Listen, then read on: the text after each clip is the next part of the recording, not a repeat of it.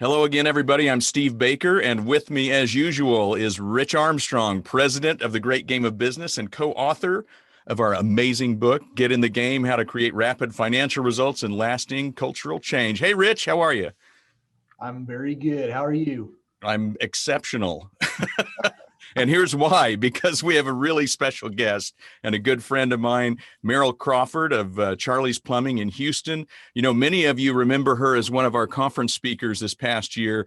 She led a session called Snakes, Bullies, and Weasels, and I can't wait to get into this conversation. Merrill, how are you today? Great, Steve. Thanks for having me here. I really appreciate it, and I'm looking forward to it. Well, it's going to be fun. And I guess a great way to start out would be to just talk about, you own and run Charlie's Plumbing in Houston, Texas. You're not a plumber. So why don't you tell us a little bit about yourself and your background and the company, how this all came together? Well, I started a long time ago in the swimming pool business. And I was in the swimming pool business for about 15 years. And then I ended up going through a divorce and could no longer stay in the swimming pool business. And I needed a job. And it's really difficult to go get a job when you've been in business for yourself for years and years and years. But, sometimes you got to do it. And so after 3 or 4 jobs that I didn't really care for, I found a job at Charlie's Plumbing. And I had known Charlie for a long time, and we had served on a couple of nonprofit boards together, educational things. And I said, gosh, I really need a job. And he said, well, I need a new computer system. Do you know how to do that? Well, of course, when you need a job, it's amazing what you know how to do. And so I went to work there and worked my way through that. And so that was in 1998. And since then, I have been in charge of marketing. I have been the controller. I have pretty much been everything except a plumber. So in 2001, Charlie just kind of stopped coming to work very often. And I kind of ended up taking over because no one else would. And in 2008, we decided to get married. It was a long courtship. We were together forever. And I'm like, and so we got married, and I ended up taking over everything. We became a women's business enterprise. Mm-hmm. So I was still controller, but now I'm owner and controller and president and all those things. And I knew a lot about plumbing. I know a lot. I just don't want to get my hands dirty that way. And it's a lot of really hard work. Anyway, so over the years, it was a really good career. And then in 2014, very suddenly, Charlie passed away. Mm-hmm. And it was very suddenly in a matter of hours. And so we were all very sad. It was tragic. Everybody felt like they lost their, dad and founder. But fortunately for me, there was not a business transition to be made. I had already been running the company. I already knew, where everything was hidden. So that was helpful. And it's always good also to have your high involvement planning, know what your biggest risk is going to be. So when it happens, you're prepared. And fortunately, I was. So anyway, since then, we have almost doubled the size of the company and built a new building. And we brought in a whole new division last year. So yeah, and I want to touch on that during our talk today, too. Flash forward a couple of years, and you and I met at the Inc. 5000 conference. You had a whole posse of women entrepreneurs with you. And as I recall, you're like, hey, you were pretty good up there. Why don't you come to Houston and talk to my group? I'll get 20 or 25 companies together. And you have actually created a kind of a women's movement in business in the Houston metro, haven't you? Yeah, we have a really good group. Thank you. I decided I needed some women business friends one day, and a couple of us got together and said, hey, let's invite some women to get together and talk about business. That was almost 7 years ago. There's 25 of us in the group, but we have lots of other friends that come and visit in our group a lot. And we travel, we go to conferences together, we share resources, and it works out great. And Steve, you were great to come down. I think we had 60 companies there that day. Yeah. It was really good. When I first saw you, I just thought that's the way I want to run my company. And the game has been so instrumental. It's just been a great thing. Love it. I was glad I met you at the conference. Well, me too. It's been a lot of fun, and I think it's been a win-win all the way around. Well, Merrill, welcome. Hey, Thanks, Rich. all of us are really excited that we met Steve Baker at one time in our lives. That's good. Whoa. You need to talk to my wife. Well, it sounds like, when you look back in your story, you certainly had some success with the great game. And it's kind of interesting when you look at your website, you're really proud of it and you are outwardly promoting it to your customers that you practice the game, have it all over the website. I'm just curious to give us a little bit of the history there, how long you've been playing and maybe why it is so important to you and your culture. Well, gosh. So before I ever met Steve Baker, which is a very dark part of my life, by the way, I had tried several incentive programs, and I was really trying hard to build culture. And we all know culture eats strategy for breakfast, so it's really important. But I had tried all these different incentive programs, and none of them had worked. And I realized that I'm really not very good at developing an incentive program. And so I was searching when I found him, and it was totally an immediate, that's how I want to run my business. But prior to that, I had done a survey of all of my employees, and I basically gave people 10 options, and rank these 1 to 10. What are the most important things to you?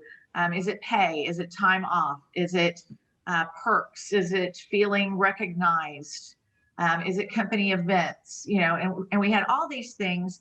And I had about 34 employees back then.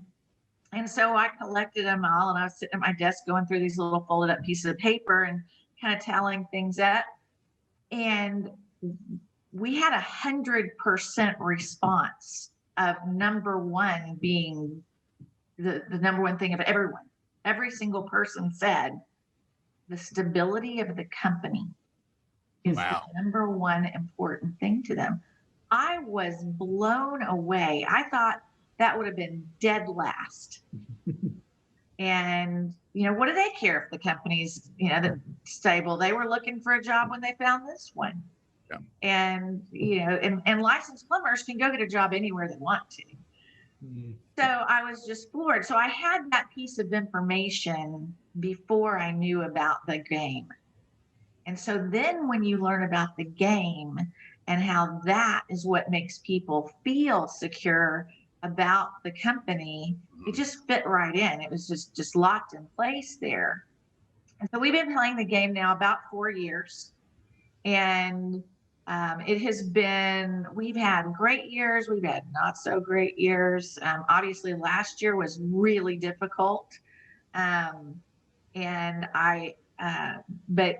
as far as the stability of the company, last year was probably that was the most important thing to everyone, everywhere. Mm-hmm. And so we were already in the middle of the game, and it was right there saying, look, hey, this is where we are. This is where we're going. I'm here. This is stable. And I also think, and I, we haven't really talked about last year and the whole pandemic thing, but people feel like they can do something. The game makes them feel like they have power. Mm-hmm. Whereas if you don't have power over your job or what happens to the company, it's not very satisfying. Mm-hmm. Yeah, that's for sure. In fact, I've been talking about it a lot lately at workshops. As University of Michigan did a study and found out the number one predictor of happiness is a feeling of control over one's own life. So you just described it perfectly. And that speaks to culture. And I love the fact that you already had the heart to ask people what's most important to you, because a lot of folks don't. They assume a lot of things. You asked. And this speaks again to your natural culture. But we always say that creating and nurturing your culture can either make or break a company. So you and I did a session based on a conversation that we had sometime earlier. And this session at the last conference was Snakes, Bullies, and Weasels. And I wanted to ask you if you could kind of, for our audience that hasn't heard you speak about it before, first of all, it's highly entertaining, but it's also real. And it's also an issue everybody's dealing with. What are the characteristics that define somebody who is a snake, a bully, or a weasel? So first, I'd like to say that so many people, when they think of bullies, they think about lateral bullying or bullying from the top down, that it's an underling or a lower level employee that they're bullying. They don't think about that the boss could get bullied. And it happens all the time. And the next thing is, well, why wouldn't you just fire that person? Like, well, first of all, you have to know that you're being bullied. And if it's a high performing person, a high level person, there's a lot of denial. It's like, of course they wouldn't behave that way to me. I signed their paycheck. They like working here. Why would people do that? And so there's this kind of denial or disbelief or not even knowing it's happening for a long time. So it's really important to know the traits of what they do. And there's tons and tons of them, but sort of the number one things are undermining. If you have somebody that, you set up a meeting at, Wednesday at 3 and all of a sudden they're rescheduling it on a regular basis or telling everybody else they don't need to bring what they were supposed to bring, that is direct undermining rather than them coming to you. And there's lots of different ways to undermine. And at first it's very vague and you don't really see it happening. They don't communicate with you. So withholding information is actually abusive. Not speaking to somebody is actually a form of abuse. But if all of a sudden you hear this whole story about something that happened that you need to address, but you find out later you didn't get all the pieces of the story. And this seems to keep happening. And now you look like a jerk because you may have reacted in some way, but you didn't have all the information. It's like, well, you didn't tell me that. So there's withholding information, being unaccountable, just in forever saying, well, that's not my job, or you didn't tell me. It's the other person gave me bad information, just one reason after another why something is not their fault. And what's really bad is when they start telling you that it's your fault. Wow. Yeah. Kind of projecting that stuff back onto you. That's really crafty.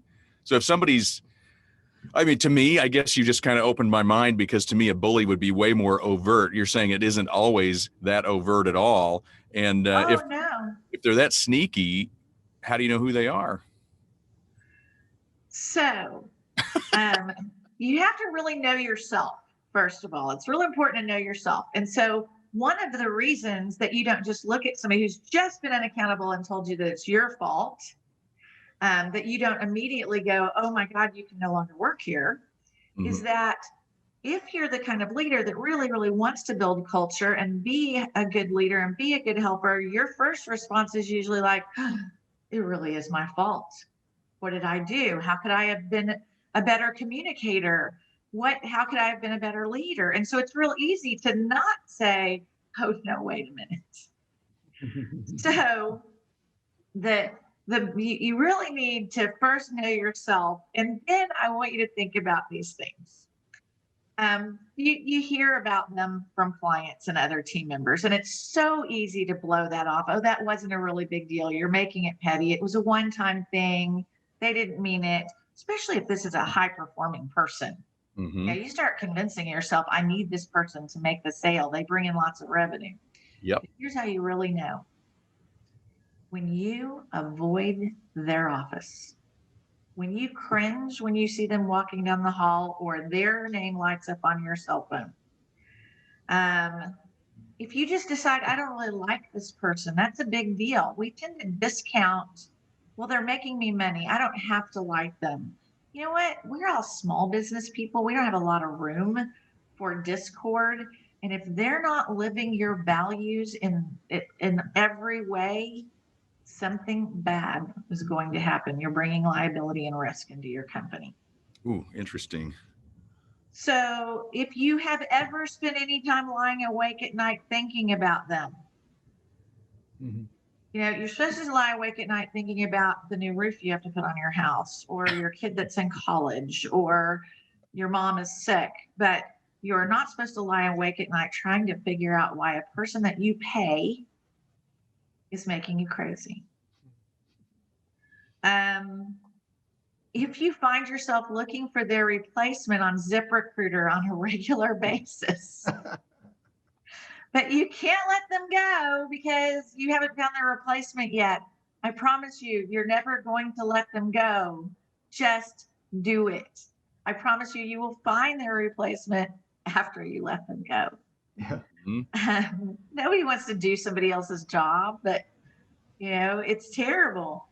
But I think the biggest thing is that when you think about them, just the thought, you just know it in your guts. And if nothing else convinces you, just know that you're causing the rest of the people on your team pain.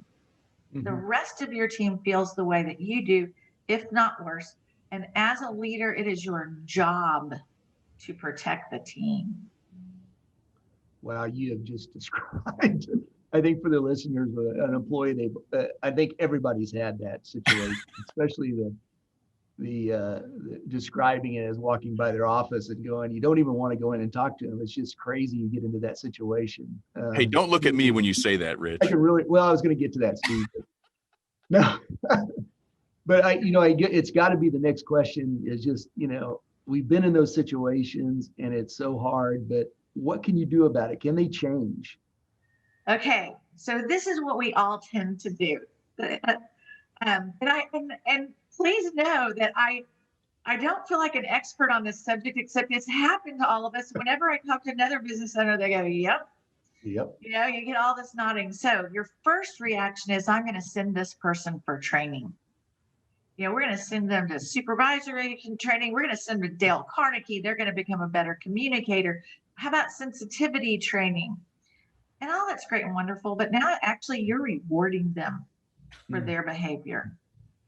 They're getting training. Everybody else in the office is doing their job well and everything. They're not getting new training. You're also giving a real bully the tools to do higher level bullying. Wow. Wow. I'm getting supervisory training. I'm getting communication training. I know how to do this better now. I can bully my way to the top. Exactly.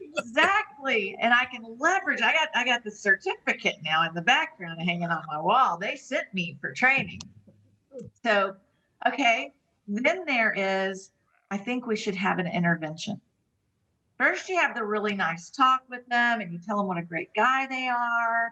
And, you do that. And then you're very gentle going, there's some people around here that feel kind of intimidated, or you're a little rough around the edges and you're very kind. And so you try to kind of slide in that way. And I got to tell you, I've never seen that work, because they heard the part, you're a really great person. And, I just need to tweak it a little bit, but I'm really pretty good. Well, then you get to the point like, okay, we're going to have an intervention. And I've actually seen this go two ways. I've had 4 different employees that we've done this with. And we do it with as much kindness as possible. And it's a last ditch effort where we all come together under very false pretenses, I have to say. You just basically call invite people, and then you very kindly tell what the issues are, and you tell that person how much you care about them and what an asset they are to your team. And in all honesty, if they weren't, you wouldn't be doing this. And they know that. And there are two responses that have happened. Two of the people that we did it with said, wow, that took a lot for y'all to do this and put this together, and I appreciate it. What do I need to do to fix this? And I think that is extremely rare. Both of these people had been with me for a long, long time, and we had to put months of effort and training into making that turn. I will tell you that both of those people were not bullies. They had other issues. The bullies that I have done that with, both said I was wrong, that all of us were wrong, that these 6 people at the table were wrong. None of that was true, including your feelings, and you're just wrong. Still didn't do anything about it. We kept trying, even though that was it. Kept trying, kept offering. Here's this book that I bought for you. You're going to love this book. It's all about accountability. We're all reading it. We're all reading it, so this person will read it. And then we're going to get together and talk about it. And then there's the day that you realize, I actually had a team member say, I know it's going to be a great week when he's on vacation. I enjoy my job when that person's on vacation. And I realized that moment that I had let all these people that are working hard and doing their job completely down. And so I brought this guy in that we'd had one of the interventions with, and I said, and he was probably the highest level person in my company other than me. I needed this guy really bad. And I said, you have to go. I'm sorry. I've talked to you. We've tried to work this out, and you're not willing to change. And he left, and flowers started blooming within 30 seconds. I mean, the sky cleared up and the sun came out, and there was singing in every department. And this knot that was in my chest just went away. Wow.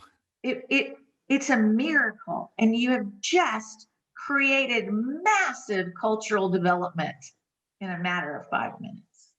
And that was my next question, was how, I knew it affected you. I mean, you're literally describing what owners are doing all the time, which is laying awake at night, worrying and fretting and trying to figure things out and trying to be the best, humanist leader you can possibly be. And then you finally get to it, and other people are like, well, what took you so long? What was that like? I mean, how did you, addressing the bullying, the snakes, the weasels, all that stuff, how did it affect your culture at Charlie's? Oh, well, like I said, it's hugely positive. It does shake some people up. If you're willing to fire this guy that, they didn't even know because there are people that didn't know what all was going on. Mm-hmm. But here's something you have to be really aware of. If you're not hearing this person is behaving badly from lots of people, or you go ask your department managers, how do you like dealing with this person? Oh, I don't have any problem with them. They're fine. But then later on, as soon as that person's gone, they'll come and tell you, I'm so glad you did this. It meant a lot to me. And then you say, why didn't you tell me? And I don't know. It's because they were afraid. Yeah. Yep. They were afraid they would lose their job, or you would take that other person's side, or you wouldn't believe them. And in my company, there's a level of safety we have major psychological safety, and we have mental health moments, and we talk about things. If you can't do it at my company, you can't do it in a lot of places. Mm-hmm. And so don't expect people in your company to come forward and say, you need to address this. You have to do the ferret out the information, and you have to think about how you feel about it, because they're not necessarily going to come tell you every time. But then they feel amazing. I mean, and they are more productive, and they can do their job better. And they feel empowered, because that person may have been taking power away from them. Yep. This is really good stuff, real relevant stuff. And you mentioned earlier that some of the things that hold you back from doing this is that they are making some kind of contribution to the business, right? So you've said that it's relieved everybody around you, but what did you see after you let them go about your performance? What kind of performance changes were there? So the person that you're letting go is never as good as you think they are. They aren't. And you will find out 10 other things that they were doing badly. And you're going to beat yourself up over it, that things you should have known, but that's okay. We're only human beings. But performance on all levels will improve, and other people will even help you get that person replacement, or you can grow it from within. There may have been somebody else that's perfectly capable of doing that job, at least as good, if not better, that has been watching in the background and thinking, I could never have that job because that person has that job and they're never going to fire him or her. And so you literally are holding yourself back. And a leader's job is to remove roadblocks. It's to help us all get to the place we're going. And you've got to make sure there's no roadblocks. And when we do our high involvement planning, we talk about what's stopping us. What is our limiting belief? We all want to drive to that location we want to get to, but what's in the way? And if you keep trying to get there and you're not getting there, there's roadblocks. So I feel like, the leader needs to remove whatever roadblocks. And if there's people in your office that are limiting you, you're never going to get there. Mm-hmm. You're just never going to get there. So you're actually kind of making a great segue into where you're sitting right now. You're away from the office, away from home. You're in a remote beach location where your leadership team just had your high involvement planning sessions. You want to talk about your process a little bit now that you've gotten rid of the snakes, the bullies, and the weasels? What was this session like, and what results came out of it? So a lot of great and wonderful things came out of it. I think, usually we try and have a theme for the year. I spent a lot of time getting ready for this year's planning, trying to think, well, this is a very strange time for everyone right now, and we're still really uncertain. Okay, we know what 2020 brought. What's 2021 going to bring? Are we going to have the giant upswing in the economy, or we still have a lot of pain and suffering left to go, and no one knows? Yep. So how do you plan for that? Well, I think that it's real important to keep rowing, and try and keep everybody rowing in the same direction is really good. And so we decided that we wanted to focus this year on health and restoration for our clients, for our company, and just continue making everybody feel safe and strong. Mm-hmm. And so the game always comes into play with that a whole lot. It's like, let's just stick with the continuity, but we can also grow our sales through health, helping our clients get healthier, and having a plumbing company. It's easier for us to do that, but just than a lot of other styles of company. But we started out our planning talking about, we're not looking for huge initiatives this year. We're looking for, we brought in our KPIs. We said, okay, we basically lost a year on our 3-year plan this year, but from where we're starting, how do we get to where we need to be, and can we do it? And how can we do it in a healthy manner? Mm-hmm. And so we started there, and then you look at what roadblocks do you have? What's stopping us? What's going to hold us back? Global pandemic's a pretty big roadblock. It's like that was a big deal for everybody. We also installed 2 ERPs remotely last year, which was giant. That was horrific, and we're done with that. And we brought in a whole new division about 2 weeks before everybody had to start working remotely. We started a draft beverage division 3 weeks before every bar in the world closed. So that was really fun. Timing. Yes, timing is great. So yes, so our planning, it went really well. And it's just keep rowing. Make sure you trust your data, and it was really good. It was, but Good. we don't do anything without the game sort of being our platform. It's everything goes towards that. Yeah. Merrill, did you guys nail your critical number during this session, or were you just on the journey? We're on the journey.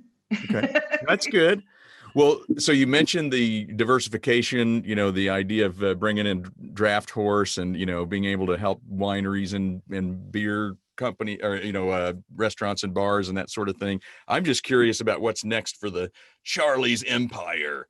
Oh, well, we have really big expectations for this year, because as soon as every bar in the world opens back up, they're going to need us. But we're really so we're I'm not doing, like I said, any huge initiatives, but our big empire is one of the things that really helped us this year is we have sold everything in the world that's touchless. Touchless faucets, touchless flush, touchless bottle fillers. And now the whole clean beer drinking, is a big thing. So when I say it's about health for us this year, it's about health in every way. So that's our big initiative this year. And hoping we're going to be going to a real live gathering in September will be fabulous. Getting back to less virtual everything. Love it. You got it. It's our favorite one all year. It's our favorite conference that we go to. And Awesome. Hey, one way that we kind of wrap up these podcasts a lot of times is just to simply ask you, what questions should we be asking you? oh man, I think that every business owner right now is trying to figure out how to navigate this year. And there's new laws regarding funding and things that are help, and new tax laws and all that, trying to figure out what's going to happen to our business. And I think that what everybody needs to be asking themselves is, am I well prepared? Yeah, I want to be prepared for as much as I can that comes my way. And it's that whole is Boy Scout and Girl Scout, be prepared is the way to be. And I think that it's real important that business owners talk to other business owners, that they ask and gather as much information on a regular basis as they can. Great advice. Really good advice. It is. Merrill, sometimes I get so inspired, I jot down, key things. I just want to wrap up. Tell me if I missed anything really important or if I got any of these wrong. First, I love know thyself. That is self-awareness is a huge deal. When you avoid somebody, red flag, you're probably bringing liability and risk into your business and you're causing other people pain. When you deal with the snake, bully, or weasel, flowers bloom and an angel gets its wings. That's what I heard. Don't expect people to come forward on their own, and you have to use a ferret to find snakes, bullies, and weasels is what I heard. And then finally, I knew you were going to go there. You did, didn't you? And then finally, this is what came to mind after the conversations that we've had, both professionally and personally, is you get what you tolerate. And I just love that idea of just deal with the tough issues instead of letting them fester and go on and on and on. So just know you're sending a giant message to your team that you're tolerating it. So it's acceptable. Yeah. You're absolutely right. You're absolutely right. So can I add one thing? Please. Whenever you listen to something regarding this topic, whether it was this podcast or you're listening to somebody else talk about leadership, think about who you're thinking about in your mind, because you are. When I'm telling all the traits of a snake, bully, or weasel, or I'm saying you lie awake at night, you're thinking about somebody in your team. And if it keeps popping in your head, you probably need to pay attention to that. Trust your instincts. Trust your instincts. Oh, that's such good advice. Well, you know what we think of you, Merrill. We love you. We appreciate everything you're doing for the community and for your people in Houston. So thank you for being with us and talking about these things so open and vulnerably. People can learn so much. Thank you so much. Thank you very much for having me. Thanks, Rich. It was fun. It was fun. Thank you. Well, everybody, let's keep the conversation going. Be sure to send us your questions and your stories, your best practices, ideas, and challenges and victories. That is capitalism at its best. And remember, like Merrill said, you don't have to do this alone. Join the community, be a part of it. Thanks for joining us, and we'll see you next time.